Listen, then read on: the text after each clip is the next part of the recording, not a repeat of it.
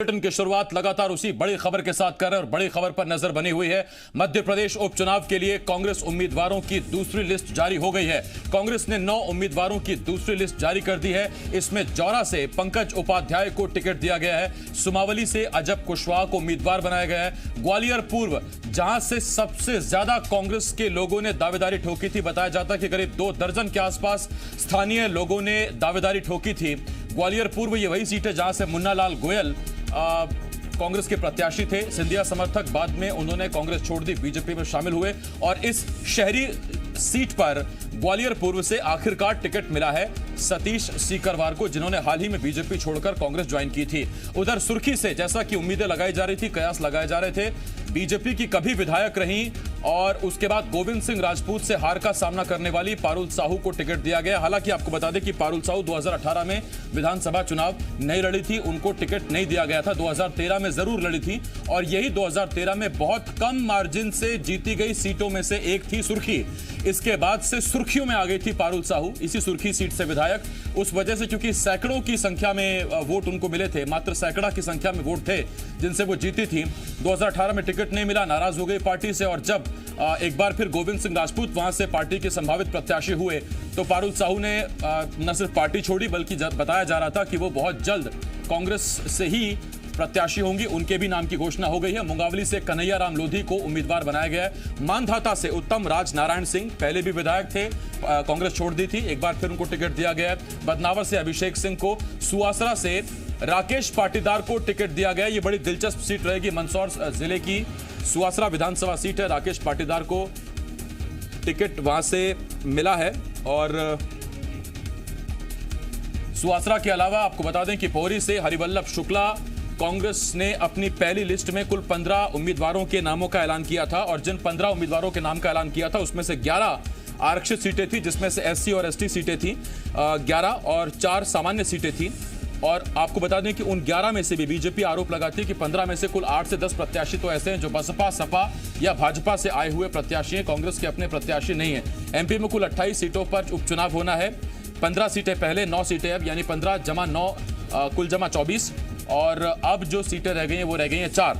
तो इन 4 सीटों पर प्रत्याशियों के नामों का ऐलान होना है। एसोसिएट एडिटर जी मध्य प्रदेश छत्तीसगढ़ इस वक्त इस बड़ी खबर पर हमारे साथ लगातार बने हुए हैं। हरीश जी, सीधा मैं आपके पास आ रहा हूं। अब कुल जमा 4 सीटें शेष रह गई हैं। 4 सीटों पर प्रत्याशी नहीं मिले या फिर कुछ अभी बातचीत चल रही है, डीलिंग चल रही है, कुछ बनी हुई है संभावनाएं? देखिए आसिफ, 4 सीटों पे प्रत्याशी नहीं मिले वो तो सबके सामने है कि प्रत्याशी अब है नहीं कांग्रेस के पास और सर्वे के आधार पे हो रहे हैं। जिस तरह से पहली सेट में पहली जो सूची आई 7 से 8 प्रत्याशी बाहर से लिए गए और अभी दूसरी सूची में 3 प्रत्याशी बाहर के हैं, सतीश सिकरवार, पारुल साहू और तीसरा नाम अजब सिंह कुशवाहा। तो कुल मिला के अब कांग्रेस के पास जिस तरह से बड़े नेताओं का कहीं ना कहीं अकाल है, या जिसको फ्रंट लाइनर बोलें, फ्रंट लाइनर के नेता चले गए, सेकंड लाइन तैयार नहीं हो पाई। तो कुल मिला के पूर्व मुख्यमंत्री कमलनाथ ने जो फार्मूला तैयार किया सर्वे वाला, उस सर्वे वाले फार्मूले में चाहे वो कांग्रेस का नेता हो, चाहे बसपा का नेता हो, चाहे भाजपा का नेता हो या निर्दलीय हो, जो फिट बैठ रहा है उससे बात की जा रही है और सर्वे में पब्लिक से जाना जा रहा है कौन किसे वोट देना पसंद करेंगे, जनता किसे पसंद कर रही है, जिसका नाम ऊपर आता है उससे बात की जाती है। तो ऐसा ही कुछ अभी 3-4 सीटों में उलझा है। इसमें ब्यावरा वाली सीट में तो अभी समीकरण अलग तरह के हैं। तो गोवर्धन सिंह डांगी हाल ही में निधन हुआ उनका, तो उसकी तैयारी ना तो भाजपा के पास है ना कांग्रेस के पास है। बाकी और सीटों की बात करेंगे तो कहीं ना कहीं अभी तैयारी चल रही है। दूसरी बात, जो नाम सामने आए तो इनको देखकर कहा जा सकता है प्योर रूप से सर्वे के नाम है, क्योंकि ऐसा कोई नाम हमें दिख नहीं रहा जो दिग्विजय सिंह खेमे का हो या डॉक्टर गोविंद सिंह खेमे का हो या केपी सिंह खेमे का हो, लाखन सिंह खेमे का हो या कमलनाथ खेमे का हो। तो ऐसा कोई बड़ा नेता दिग्गज ऐसा नहीं है जिसके खेमे के नाम को हम गिन सकें। तो कहीं ना कहीं जो सर्वे हुए हैं और सर्वे में जो नाम सामने आए, आप जब बात करें कन्हैया राम लोधी की, एक बहुत साधारण सीधे से कांग्रेस के कार्यकर्ता जिला अध्यक्ष भी रह चुके हैं, लेकिन बहुत ही लो प्रोफाइल में लेने वाले ऐसे नाम है। बात करें पंकज उपाध्याय की, नाम ही जानते थे, वहां पर आया। ऐसे कई बात करें, सुवासरा की बात करें, राठौर की, या बदनावर की बात करें, तो कहीं ना कहीं ऐसे नाम सामने आए जो चौंकाने वाले हैं हैं और नए चेहरे, फ्रेश चेहरे हैं। अब इनको जनता या तो पूरी तरह से नए चेहरे होने का, पार्टी के अंदरूनी गुटबाजी होने का, इससे लाभ, ऊपर उठने का लाभ मिल सकता है, क्योंकि नया चेहरा जब आता है तो गुटबाजी भी नहीं होती और असंतोष कले भी नहीं दिखता। और जनता इसको किस तरह लेती है वो अलग तरह से होगा। लेकिन जो कमलनाथ का सोच है, कमलनाथ का जो फार्मूला है कि सर्वे पे जाएंगे, तो दिखता है सर्वे पे गए। इस सर्वे को जनता कितना पसंद करती है, या जो कंपनियों से, जिनसे निजी कंपनियों से सर्वे कराया है। हरीश जी, मैं लौट रहा हूं आपके पास। इस वक्त सुर्खी विधानसभा सीट से कांग्रेस की घोषित प्रत्याशी पारुल साहू जी इस वक्त हमारे साथ जुड़ गए हैं। पारुल जी, बहुत बहुत स्वागत, बहुत बहुत बधाई, शुभकामनाएं आपको टिकट मिली सुर्खी से। जी थैंक यू जी। पारुल जी, सुर्खी में तो आप सुर्खियों में तभी से आ गई थी जब 2013 में आपने जीत हासिल करी थी। थोड़ा सा वो मार्जिन कम रहा था, लेकिन उसके बाद भी उम्मीद की जा रही थी कि 18 में शायद आपको पार्टी रिपीट करे। पार्टी ने आपको रिपीट नहीं किया, तो उसी की नाराजगी थी क्या? हाँ जी, बिल्कुल भी नहीं, नाराजगी मेरी नहीं थी। लेकिन इस वक्त 2020 में जब जो परिस्थितियां बनी मध्य प्रदेश के इतिहास में, ये जो पहली बार हुआ है, क्योंकि आप सभी लोग जानते हैं कि जनता के मत से एक जनप्रतिनिधि चुना जाता है, और बिना जनता की अनुमति के बैंगलोर में बैठ के अगर निर्णय लिया जाए तो ये जनता का और क्षेत्र का अपमान है। तो अब जनता की आवाज बन के, मैं क्षेत्र में उनकी बेटी कहलाती हूँ, तो उनकी आवाज बन के मैं इधर आई हूँ। पारुल जी, जब आपने जिस दिन कांग्रेस ज्वाइन की, कमलनाथ जी ने आपको पार्टी ज्वाइन कराई, उस दिन भी हमारे संवाददाता से उन्होंने आपसे सवाल पूछा था। आपने बीजेपी पर कोई निशाना नहीं साधा, आपने कहा कि मैं बस जनता का विकास चाहती हूं। तो अभी तक वो, आज आप बता रहे हैं टिकट मिलने के बाद कि जो प्रदेश में हुआ वो सबने देखा, नाराजगी वो तब नहीं थी, या अब चूंकि टिकट मिल गया, कंफर्मेशन हो गया, तो अब आप प्रत्याशी हैं तो अब हमला बोल रही हैं? नहीं, मैंने ये बात शुरू से कही है, हमले वाली बात नहीं है, ये हकीकत है। क्योंकि जब हमने संविधान पढ़ा है और आप इतिहास देख लीजिए उठा के कि भाई ये फैक्ट है, आप संविधान में देखिए कि जनता की मर्जी के बगैर कोई काम नहीं है। सबसे बड़े निर्णायक तो जनता होती है ना, तो इस बात को गलत नहीं ठहराया जा सकता है, और ये जनता का अपमान है। पारुल जी, जिस बुंदेलखंड से आप आती हैं, उसी बुंदेलखंड से भूपेंद्र सिंह, गोपाल भार्गव, गोविंद सिंह राजपूत, तीन मंत्री हैं, और उसमें आप अपने लिए जनता से किस आधार पर वोट मांगेंगे? क्योंकि बीजेपी जाहिर बात है कहेगी कि पारुल जी को वोट देके क्या कर लीजिएगा, हमारे पास तो तीन मंत्री हैं इस अंचल से। जनता इस बार न्याय की लड़ाई लड़ रही है, मैं स्पष्ट कर देती हूँ। इस बार जनता चुनाव लड़ रही है, पारुल साहू नहीं।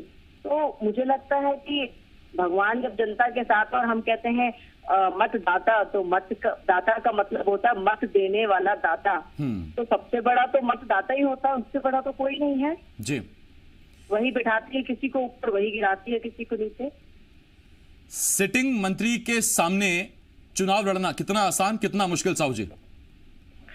मैंने यही बोला, मतदाता से बढ़कर कोई नहीं है। तो इस बार मतदाता जनता की लड़ाई है। मुश्किलें जनता के सामने नहीं है, जनता खुद लड़ रही है। मुश्किलें सामने वाले को है जो जनता से इस बार लड़ रही है। पारुल जी, ये तो ये आपकी व्यक्तिगत चॉइस है कि आप इस पार्टी से लड़ें, उस पार्टी से लड़ें, लेकिन तब जबकि कांग्रेस एक सिंपैथी फैक्टर जरूर हासिल करना चाहती थी जब उसके विधायकों ने बीजेपी ज्वाइन की थी, लेकिन आज वो खुद बीजेपी के लोगों को अपने पार्टी में शामिल करा के टिकट दे रही, जिसमें एक नाम आप भी हो गए। तो अब वो सिंपैथी कहां से लाएंगे? क्योंकि जनता के सामने तो बीजेपी भी यही कहेगी, हमने इनके लिए, इन्होंने हमारे लिए। नहीं, बहुत अंतर है। आप लोग तो मीडिया के लोग हैं, आप लोगों से समझदार कौन होगा, फील्ड में देखते हैं, बहुत अंतर होता है भाई। चुना हुआ जनप्रतिनिधि जनता के बिना निर्णय नहीं लेता है। एक कार्यकर्ता हो और एक आम जनता अपना निर्णय जनता के अनुसार ले सकता है। तो बहुत अंतर है। जनता को धोखा दे के जो बदले हैं उसमें, और जनता के साथ जो उनकी सहमति के साथ आगे बढ़े हैं, उसमें बहुत अंतर है। पारुल जी, एक आखिरी सवाल मैं आपसे पूछना चाहूंगा। आप बीजेपी में रही, कहा जाता है बीजेपी का संगठन बहुत मजबूत है, तो जब आप बीजेपी में रही, बीजेपी की सीट पर आप चुनाव लड़ती रही बीजेपी के टिकट से, तब तक संगठन का भरपूर साथ आपको मिलता रहा। लेकिन कांग्रेस में कहते हैं कि यहाँ संगठन नहीं, व्यक्ति अपना संगठन खुद खड़ा करता है और खुद अपनी टीम के साथ चुनाव लड़ता है। तो इतने कम वक्त में अपनी टीम खुद नई तरह पर खड़े करना, नई पार्टी के कार्यकर्ताओं, जो आपके अपने कार्यकर्ता, उनके साथ चुनाव लड़ना, ये कितना मुश्किल रहने वाला आपके लिए? इस बार मैं कह रही हूँ कोई दल नहीं, कोई टीम नहीं, इस बार जनता चुनाव लड़ रही है। तो वो जनता अपने निर्णय जानती है, तो मुझे लगता है मुझे समय नहीं लगेगा। जनता से मैं जुड़ी रही हूँ, हमेशा विकास के कार्य किए हैं, जनता के बीच में समस्याओं का समाधान किया है, तो इस तरह से मुझे कोई दिक्कत नहीं आएगी और जनता मेरे पूरे सपोर्ट में है और उनका स्नेह आशीर्वाद और भगवान की कृपा मेरे ऊपर है। पारुल जी, एक बार बहुत बहुत फिर आपको शुभकामनाएं, बधाई, आपको टिकट मिला, आप जीते हैं, आपको शुभकामनाएं। पारुल साहू सुर्खी से। पारुल जी, आप बनी हुई क्या हमारे साथ? पारुल जी, आप सुन पा रही हैं? ठीक है, हमारे एसोसिएट एडिटर हरीश दिवेकर कुछ सवाल पूछना चाहते थे। एक सेकंड अगर पहले हरीश जी आप मुझे इशारा करते तो मैं पारुल जी से आपका सवाल ले देता, लेकिन खैर चूंकि अब टिकट मिल चुकी है उनको, तो आप फॉरेन काम में लग गए होंगे। ऐसे टाइम पे तो आदमी खाना भी छोड़ देता है। मैं बता देता हूं आपको, एक सवाल पूछना चाहता था। बिल्कुल, मैं आ रहा हूं हरीश जी आपके पास, और मैं ये तो पूछूंगा कि आप पूछना क्या चाहते थे। इसके साथ साथ हरीश जी मैं आपसे ये भी कहना चाहता हूं कि पारुल साहू जीत का स्वाद तो चख चुकी है सुर्खी से। मैं हरीश जी आपके पास लौट रहा हूं। विश्वास सारंग साहब, चिकित्सा शिक्षा मंत्री मध्य प्रदेश शासन, हमारे साथ जुड़ गए हैं। विश्वास जी, बहुत स्वागत है आपका। विश्वास जी, 15 सीटों पर पहले ऐलान हो गया कांग्रेस का, 9 सीटों पर और कुल 24 सीटों पर कांग्रेस अपने प्रत्याशियों के नामों का ऐलान कर चुकी है। आपकी तरफ से सर घोषित कब हो रहा है? संभावित तो हम सब जानते हैं, घोषणा कब हो रही है? देखिए, हमारे यहाँ हर चीज एक कैलेंडर फिक्स है। भारतीय जनता पार्टी में कोई गफलत वाली स्थितियां नहीं रहती। हमारे यहाँ एक प्रक्रिया है प्रत्याशी चयन की। हमारी राज्य की चुनाव समिति विचार करेगी, तो केंद्रीय संसदीय बोर्ड उस पर मोहर लगा के दिल्ली से ये घोषित होगा जी। तो हमारे यहाँ सब कुछ नियत है, कहीं कोई दिक्कत नहीं। मंत्री जी, कभी आपकी टिकट पर चुनाव लड़े और कभी आपकी टिकट पर चुनाव जीते, अब कांग्रेस की तरफ से प्रत्याशी हैं। 9 लोगों में से आज 1/3 पारुल साहू, अजब सिंह कुशवाहा और इसके साथ साथ सतीश सीकरवार आज कांग्रेस के पंजे तले चुनाव लड़ रहे हैं। जिसको जहां से लड़ना लड़े, लेकिन मैं उस पर कोई बहुत टिप्पणी नहीं करना चाहता। मैं ये जानता हूं कि भारतीय जनता पार्टी सभी चुनाव जीत रही है, प्रचंड बहुमत से जीत रही है। तो उसका असर नहीं पड़ता कि आपके ये मजबूत लोग हैं जो विधायक भी रहे हैं, वो अगर पार्टी छोड़कर दूसरी पार्टी से आपके राइवल के तौर पर लड़ रहे हैं, फर्क नहीं पड़ता इसका? नहीं, कोई फर्क नहीं पड़ता। देखिए, यदि ये जो भी है मैं किसी से पर्टिकुलर नहीं बोलना चाहता। कोई चुनाव हारे हैं, किसी को हमने टिकट नहीं दिया। यदि ये इसमें ताकतवर होते तो सब विधायक होते। तो विश्वास जी, जितने कांग्रेस वाले सब ये जिनके नाम लिस्ट में आ गए हैं और इनके सामने जितने आपके संभावित प्रत्याशी हैं, वो आला कमान से जानना चाहते हैं कि हम कब लड्डू बंटवाएं, हमारा नाम कब आ रहा है? जैसा मैंने कहा कि हमारे यहाँ सब कुछ एक कैलेंडर फिक्स होता है। हमारे यहाँ कोई उहापोह की स्थिति नहीं है। ना भारतीय जनता पार्टी में कोई गुटबाजी है, ना गिरोहबाजी है, इसलिए सब कुछ अच्छा है। किसी तरह की फिक्र की बात नहीं है। ठीक, विश्वास जी बहुत धन्यवाद आपका हमारे साथ जुड़ने के लिए। विश्वास सारंग जी, चिकित्सा शिक्षा मंत्री मध्य प्रदेश सरकार, हमारे साथ जुड़े हुए थे। कांग्रेस के विधायक युवा नेता कुणाल चौधरी इस वक्त हमारे साथ जुड़ रहे हैं। कुणाल जी, बहुत स्वागत है आपका और बधाई भी। 9 और नाम आ गए, कुल मिला 15 और 9 24 नाम अब तो आ चुके हैं।